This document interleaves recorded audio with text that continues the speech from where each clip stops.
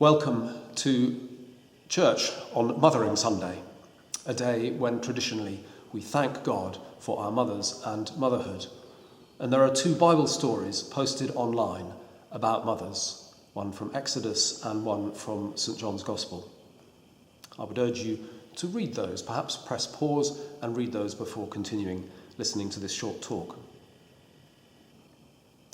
The first reading is from the book of Exodus, and it's a story about isolation, which is very relevant to us in our situation today. Jochebed, the mother of Moses, is fearful for his life because Pharaoh has threatened to kill all the Israelite babies. He's worried that there's going to be an insurrection. And so Jochebed hides Moses in the reeds by the River Nile. And she posts her daughter Miriam to wait and see what happens. Well, along comes Pharaoh's daughter to bathe, and she finds the baby and wants to care for him. Miriam pops up and says, "Would you like me to find a nurse?" And of course, who is available but Moses' own mother to nurse the baby? It's a lovely story of cunning, but it's also a story of unconditional love. Just imagine the risks that Jochebed and Miriam and their whole family took in order to protect the baby child, the baby Moses, who they loved.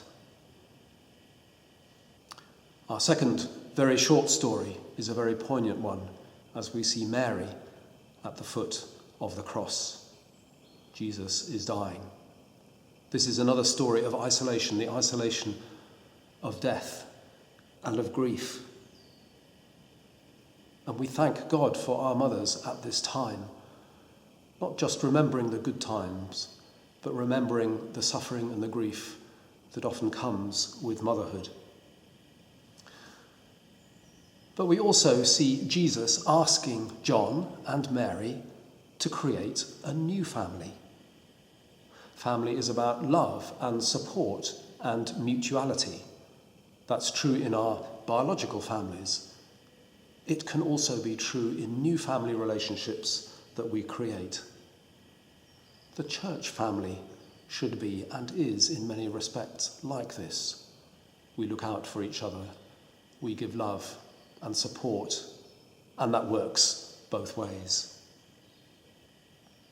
So through the unconditional love of these two mothers that we see in these stories, the love of Jochebed for Moses, the love of Mary for Jesus, both in extraordinarily difficult circumstances, we see God's unconditional love for us. And we see a wider imperative for us all to extend the power and the love of family relationships to all of those around us, especially at this time, to those who are isolated, those who are feeling lonely or afraid. Amen.